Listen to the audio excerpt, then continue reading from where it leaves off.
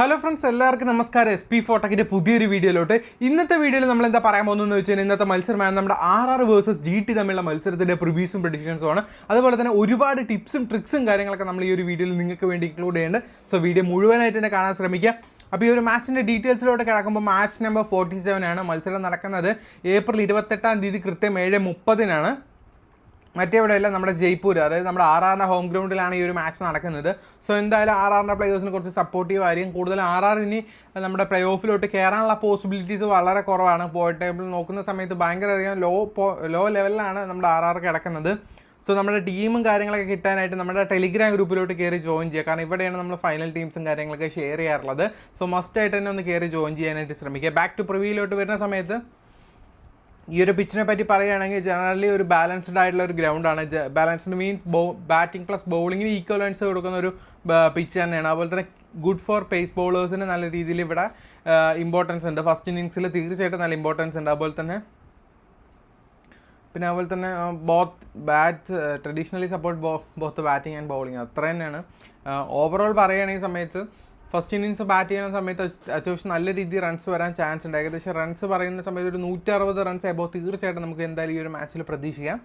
Okay, അപ്പോൾ നമുക്ക് എന്തായാലും ലാസ്റ്റ് നടന്ന ഒരു മത്സരം, അതായത് ഈ ഒരു ഗ്രൗണ്ടിൽ ലാസ്റ്റ് നടന്ന ഒരു മത്സരത്തിൻ്റെ റെക്കോർഡ്സ് നോക്കാം. അപ്പോൾ അതിനായിട്ട് നമുക്ക് ടാറ്റ IPLൻ്റെ ആപ്ലിക്കേഷൻ ജസ്റ്റ് ഒന്ന് ഓപ്പൺ ചെയ്യാം കേട്ടോ. നമ്മൾ മാച്ചസിൽ പോയി കഴിഞ്ഞാൽ ഇന്നലെ നടന്ന മത്സരം ഇടയ്ക്ക് വെച്ച് മഴ കാരണം നിർത്തിപ്പോയി. നമ്മുടെ ജയ്പൂരത്തെ പിച്ചാണ്.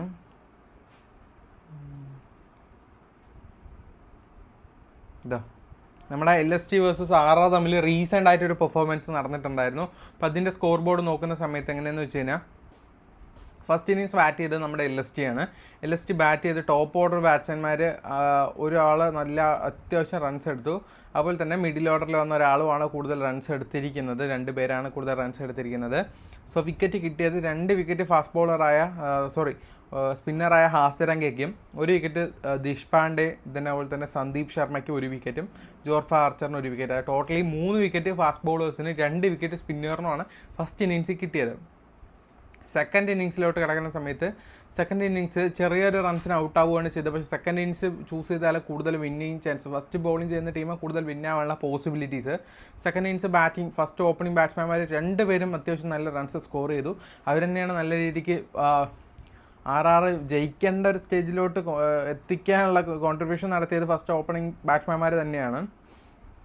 സോ അവരുടെ വിക്കറ്റ് ടേക്കിങ്ങിനെ നോക്കിക്കഴിഞ്ഞാൽ ആവേശ് ഖാൻ 3 വിക്കറ്റ്, ഫാസ്റ്റ് ബോളറായ ആവേശ് ഖാൻ 3 വിക്കറ്റും താക്കൂർ 1 വിക്കറ്റ്, അതുപോലെ തന്നെ മാർക്കം 1 വിക്കറ്റുമാണ് എടുത്തിരിക്കുന്നത്. അപ്പോൾ ടോട്ടലി നമുക്കിവിടെ പറയാനുള്ളത് എന്താണെന്ന് വെച്ച് കഴിഞ്ഞാൽ ഫസ്റ്റ് ഇന്നിങ്സിലാണെങ്കിൽ 3 വിക്കറ്റ് ഫാസ്റ്റ് ബോളേഴ്സ് എടുത്തു. ഫസ്റ്റ് ഇന്നിങ്സും സെക്കൻഡ് ഇന്നിങ്സും കൂടെ കൂട്ടുന്ന സമയത്ത് ഏകദേശം 1, 2, 3, 5, 3, 8 വിക്കറ്റ് ഫാസ്റ്റ് ബോളേഴ്സും വെറും 3 വിക്കറ്റ് സ്പിന്നേഴ്സുമാണ് ഈ ഒരു ഗ്രൗണ്ടിൽ ലാസ്റ്റ് ഒരു മത്സരം എടുത്തത്. സോ ആ ഒരു രീതിയിൽ തന്നെ ആയിരിക്കും കൂടുതൽ ഈ ഒരു മാച്ച് നടക്കുന്നത്. കൂടുതൽ ഇമ്പോർട്ടൻസ് ഫാസ്റ്റ് ബോളേഴ്സിനാണെന്ന് കാണിക്കാൻ വേണ്ടിയാണ് ഞാൻ ഇതിനൊരു സംഭവം എടുത്ത് പറഞ്ഞത്.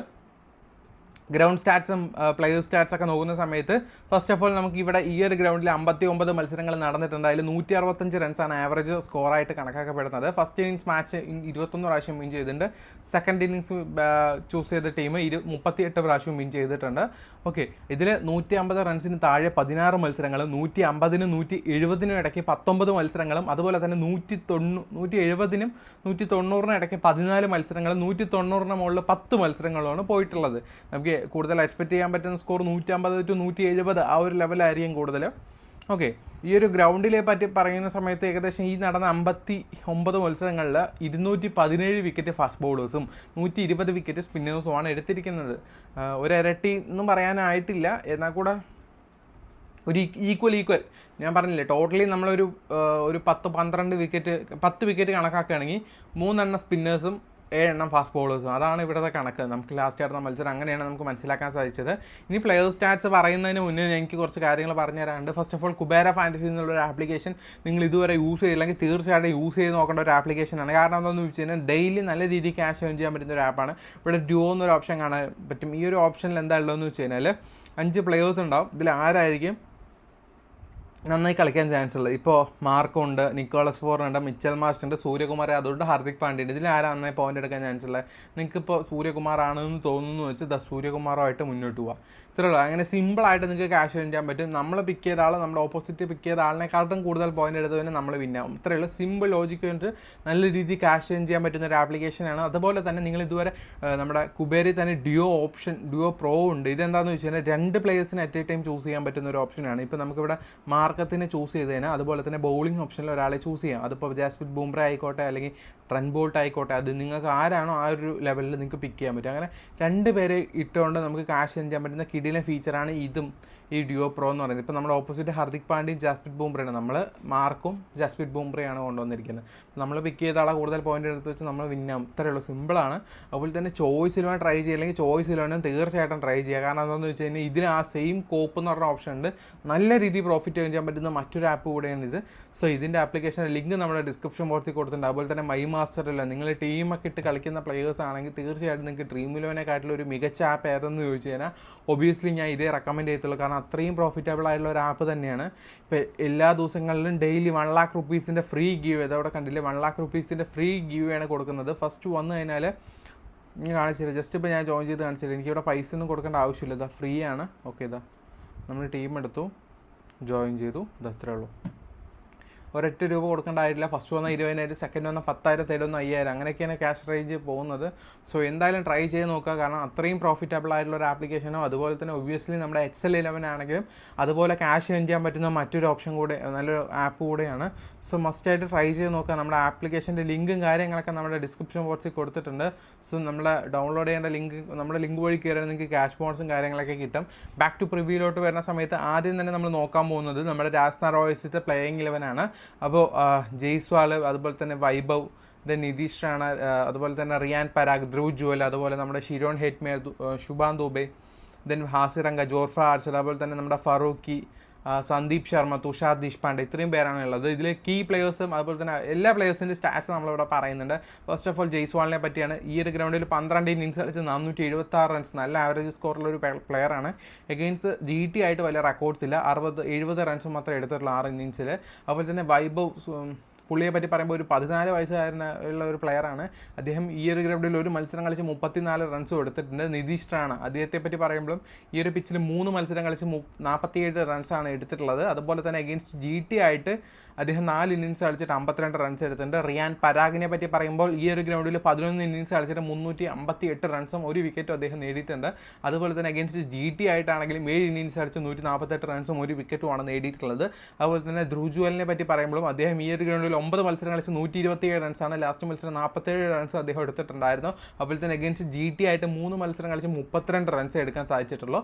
അതുപോലെ തന്നെ ഷിരോൺ ഹെറ്റ്മേർ, അദ്ദേഹത്തെ പറ്റി പറയുമ്പോഴും അദ്ദേഹം ഈ ഒരു ഗ്രൗണ്ടിൽ 12 ഇന്നിങ്സ് കളിച്ച് 124 റൺസ് സ്കോർ ചെയ്തിട്ടുണ്ട്. അഗെയിൻസ്റ്റ് GT ആയിട്ട് 7 ഇന്നിങ്സ് കളിച്ച് 172 റൺസും അദ്ദേഹം എടുത്തിട്ടുണ്ട് കേട്ടോ.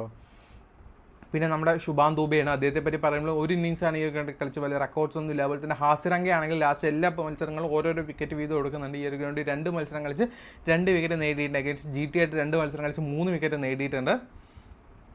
അതുപോലെ തന്നെ ആർച്ചർ ആണെങ്കിൽ ലാസ്റ്റ് എല്ലാ മത്സരങ്ങളും 1 അല്ലെങ്കിൽ 2 വിക്കറ്റ് വീതം എടുക്കുന്നുണ്ട്. 13 ഇന്നിങ്സ് ഈ ഒരു ഗ്രൗണ്ടിൽ കളിച്ച് 13 വിക്കറ്റ്സ് മാത്രമേ നേടിയിട്ടുള്ളൂ. അതുപോലെ തന്നെ അഗെയിൻസ്റ്റ് GT ആയിട്ട് ഒരു മത്സരം കളിച്ച് 1 വിക്കറ്റ് നേടിയിട്ടുണ്ട്. അതുപോലെ തന്നെ നമ്മുടെ പക്ക മറ്റേ അതൊരു ആഫ്രിക്കൻ പ്ലെയറാണ്, ഒരു ഹൈറ്റ് ആയിട്ടുള്ള ഒരു പുള്ളിയാണ്, എനിക്കറിയാം. അദ്ദേഹത്തിന് വലിയ റെക്കോർഡ്സ് ഒന്നുമില്ല, അദ്ദേഹം ഇറങ്ങാനുള്ള ചാൻസ് ഉണ്ട്. തുഷാർ ദേശ്പാണ്ഡെയെ പറ്റി പറയാനുള്ള സമയത്ത് അദ്ദേഹം 1 വിക്കറ്റാണ് ലാസ്റ്റ് മുന്നത്തെ മത്സരം എടുത്തത്. ഈ ഒരു ഗ്രൗണ്ടിൽ 3 മത്സരം കളിച്ച് 3 വിക്കറ്റ് നേടിയില്ല. അഗെയിൻസ്റ്റ് GT ആയിട്ട് 6 മത്സരം കളിച്ച് 8 വിക്കറ്റ് നേടിയിട്ടുണ്ട്. സന്ദീപ് ശർമ്മയാണെങ്കിൽ 11 ഇന്നിങ്സ് ഈ ഒരു ഗ്രൗണ്ടിൽ കളിച്ച് 10 വിക്കറ്റ്. അഗെയിൻസ്റ്റ് GT ആയിട്ട് 4 മത്സരം കളിച്ച് 3 വിക്കറ്റാണ് നേടിയിട്ടുള്ളത്. ഇനി ഗുജറാത്ത് ടൈറ്റൻസിൻ്റെ പ്ലേയേഴ്സിനെ നോക്കുന്ന സമയത്ത് ശുഭ്മാൻ ഗിൽ, അതുപോലെ തന്നെ Jos Buttler, Sai Sudharsan, Rutherford, then അതുപോലെ തന്നെ നമ്മുടെ ഷാറൂഖ് ഖാൻ, രാഹുൽ തിവാട്ടി, റാഷിദ് ഖാൻ, അതുപോലെ തന്നെ സായ് കിഷൻ, മുഹമ്മദ് സിരാജ്, പ്രസിദ്ധ് കൃഷ്ണ, അർഷാദ് ഖാൻ അല്ലെങ്കിൽ വാഷിംഗ്ടൺ സുന്ദർ ഒരാളായിരിക്കും. അതുപോലെ തന്നെ സന്ദീപ് ശർമ്മ, ഇത്രയും പേരാണുള്ളത്. കീ പ്ലേയേഴ്സിൽ എല്ലാ പ്ലേയേഴ്സിൻ്റെയും നമ്മൾ സ്റ്റാറ്റ്സ് നമ്മൾ പറയാൻ പോകുന്നത്. അതിൽ തന്നെ ശുഭ്മാൻ ഗില്ലാണ് 3 മത്സരം ഈ ഒരു ഗ്രൗണ്ടിൽ കളിച്ച് 114 റൺസ് എടുത്തിട്ടുണ്ട്. അഗെയിൻസ്റ്റ് RR ആയിട്ട് അദ്ദേഹം 14 ഇന്നിങ്സ് കളിച്ചിട്ട് 446 റൺസ് സ്കോർ ചെയ്തിട്ടുണ്ട് കേട്ടോ. ആവറേജ് നല്ലോണം ഉണ്ട്. അതുപോലെ തന്നെ നമ്മുടെ സായ് സുദർശനെ പറ്റി പറയുമ്പോഴും ലാസ്റ്റ് കളിച്ച എല്ലാ മത്സരങ്ങളും നല്ല പെർഫോമൻസ് ആണ്. ഈ ഒരു ഗ്രൗണ്ടിൽ ഒരു മത്സരം കളിച്ച് 35 റൺസും അഗെയിൻസ്റ്റ് RR 3 മത്സരം കളിച്ചിട്ട് 137 റൺസും അദ്ദേഹം നേടിയിട്ടുണ്ട്. അതുപോലെ തന്നെ ജോസ് ബട്ട്ലറിനെ പറ്റി പറയുന്ന സമയത്ത് അദ്ദേഹം 5 മത്സരം ലാസ്റ്റത്തെ 5 മത്സരങ്ങൾ നല്ല പെർഫോമൻസ് ആയിരുന്നു. അതുപോലെ തന്നെ ഈ ഒരു ഗ്രൗണ്ടിൽ 20 മത്സരം കളിച്ച് 769 റൺസ് എടുത്തിട്ടുണ്ട്. Per match 45 runs average score ഉണ്ട്. അഗെയിൻസ്റ്റ് ആയിട്ട് ഒരു ഇന്നിങ്സ് കളിച്ചിട്ട് 36 റൺസ് എടുത്തിട്ടുണ്ട്. റുദർഫോർഡ് അദ്ദേഹത്തെ പറ്റി പറയുമ്പോഴും അദ്ദേഹം ഈ ഒരു ഗ്രൗണ്ടിൽ ഒരു മത്സരം കളിച്ച് 11 റൺസ് എടുത്തിട്ടുണ്ട്. അതുപോലെ തന്നെ അഗെയിൻസ്റ്റ് ആയിട്ട് 4 മത്സരം കളിച്ച് 34 റൺസ് കൊടുത്തിട്ടുണ്ട്. ഷാറൂഖ് ഖാനെ പറ്റി പറയുമ്പോഴും ഒരു മത്സരം ഈ ഒരു ഗ്രൗണ്ടിൽ ഒരു മത്സരം കളിച്ചു 14 റൺസ് എടുത്തു. ആയിട്ട് 5 ഇന്നിങ്സ് കളിച്ച് 108 റൺസ് കൊടുത്തിട്ടുണ്ട്. രാഹുൽ ത്രിപാഠി ആണെങ്കിലും വലിയ റെക്കോർഡ്സ് കാര്യങ്ങളൊന്നും ഇല്ല. അതുപോലെ തന്നെ വാഷിംഗ്ടൺ സുന്ദറിനും വലിയ റെക്കോർഡ്സ് ഇല്ല. അഗെയിൻസ്റ്റ് ആയിട്ട് 6 ഇന്നിങ്സും 76 റൺസും 1 വിക്കറ്റും റെക്കോർഡാണ് നമ്മുടെ വാഷിംഗ്ടൺ സുന്ദറിൻ്റെ. അതുപോലെ തന്നെ റാഷിദ് ഖാൻ ആണെങ്കിൽ റീസെൻ്റ് ആയിട്ട് 2 വിക്കറ്റ് എടുത്തു. അതിന് കളിച്ച മുന്നത്തെ മത്സരമൊക്കെ ഭയങ്കര ശോകമായിരുന്നു. ഈ ഒരു ഗ്രൗണ്ടിൽ 4 ഇന്നിങ്സ് കളിച്ച് 42 റൺസും 6 വിക്കറ്റ് നേടിയിട്ടുണ്ട്. അഗെയിൻസ്റ്റ് ആയിട്ട് 15 ഇന്നിങ്സ് കളിച്ച് 70 റൺസും 18 വിക്കറ്റ് നേടിയിട്ടുണ്ട്. സായ് കിഷോർ ആണെങ്കിൽ ഈ ഒരു ഗ്രൗണ്ടിൽ 3 മത്സരം കളിച്ച് 5 വിക്കറ്റ് നേടിയിട്ടുണ്ട്. അതുപോലെ തന്നെ മുഹമ്മദ് സിരാജ് 4 മത്സരമാണ് ഈ ഒരു ഗ്രൗണ്ടിൽ കളിച്ച് 4 വിക്കറ്റ് നേടിയിട്ടുണ്ട്. അതുപോലെ തന്നെ എഗെയിൻസ്റ്റ് ആയിട്ട് അദ്ദേഹം 12 ഇന്നിങ്സ് കളിച്ച് 13 വിക്കറ്റ് നേടിയിട്ടുണ്ട്. പ്രസിദ്ധ് കൃഷ്ണ ആണെങ്കിൽ ഒരു മത്സരം ഈ ഒരു ഗ്രൗണ്ടിൽ കളിച്ച് 1 വിക്കറ്റ് നേടിയിട്ടുണ്ട്. എഗെയിൻസ്റ്റ് ആയിട്ട് 6 ഇന്നിങ്സ് കളിച്ച് 9 വിക്കറ്റ് നേടിയിട്ടുണ്ട്. അർഷാദ് ഖാൻ ആണെങ്കിൽ അഗെയിൻസ്റ്റ് 2 മത്സരം കളിച്ച് 4 വിക്കറ്റ് നേടിയിട്ടുണ്ട്. ഇഷാന്ത് ശർമ്മ ആണെങ്കിലും ഈ ഒരു ഗ്രൗണ്ടിൽ 3 മത്സരം കളിച്ച് 2 വിക്കറ്റും എഗെയിൻസ്റ്റ് ആയിട്ട് 13 മത്സരം കളിച്ചിട്ട് 13 വിക്കറ്റുമാണ് നേടിയിട്ടുള്ളത്. ഇനിയിപ്പോൾ നമ്മൾ പറയാൻ പോകുന്നത് 2 ടീമിനെയും ഇതുവരെ ഏറ്റുമുട്ടിയത് 2 ടീമും, അതായത് ആറും GT തമ്മിൽ 7 പ്രാവശ്യമാണ് ഏറ്റുമുട്ടിയിട്ടുള്ളത്. അതിൽ ഒരെണ്ണം നമ്മുടെ വിന്നായി, ബാക്കിയൊക്കെ GT ആണ് കേട്ടോ വിന്നായിരിക്കുന്നത്. സോ നമുക്ക് എന്തായാലും നമ്മുടെ മാച്ചിൻ്റെ ഒരു പ്രിവ്യൂ ടീം ക്രിയേറ്റ് ചെയ്യാം. ബേസിക്കലി നമ്മൾ കുബേര ഫാൻറ്റസി തന്നെ യൂസ് ചെയ്യുന്നത്. ഞാൻ നോർമലി ഈ ഒരു ആപ്ലിക്കേഷൻ തന്നെ കളിക്കാറുള്ളത്. സോ ട്രൈ ചെയ്ത് നോക്കി, കാരണം അത്രയും പ്രോഫിറ്റബിൾ ആണ്. സോ നമുക്ക് എന്തായാലും ഒരു പ്രിവ്യൂ ടീമിലോട്ട് കിടക്കാം. നമ്മുടെ ജോസ് ബട്ട്ലറും അതുപോലെ തന്നെ നമ്മുടെ ധ്രുവ് ജുവലിനെയും നമുക്ക് എടുക്കാം, കാരണം ധ്രുവ് ജുവൽ നല്ലൊരു പിക്കാണ്. ദെൻ ജോർഫ്ര ആർച്ചൽ, അതുപോലെ തന്നെ പ്രസിദ്ധ് കൃഷ്ണയിലോട്ട് നമുക്ക് എടുക്കാം. അതുപോലെ നമ്മുടെ റിയാൻ പരാഗ്, വാഷിംഗ്ടൺ സുന്ദർ അദ്ദേഹം പ്ലേയിങ് ലെവലിൽ ഉണ്ടെങ്കിൽ തീർച്ചയായിട്ടും അദ്ദേഹത്തെ നമ്മുടെ ടീമിലോട്ട് ഇൻക്ലൂഡ് ചെയ്യുന്നത് നല്ലൊരു ഓപ്ഷൻ തന്നെയായിരിക്കും.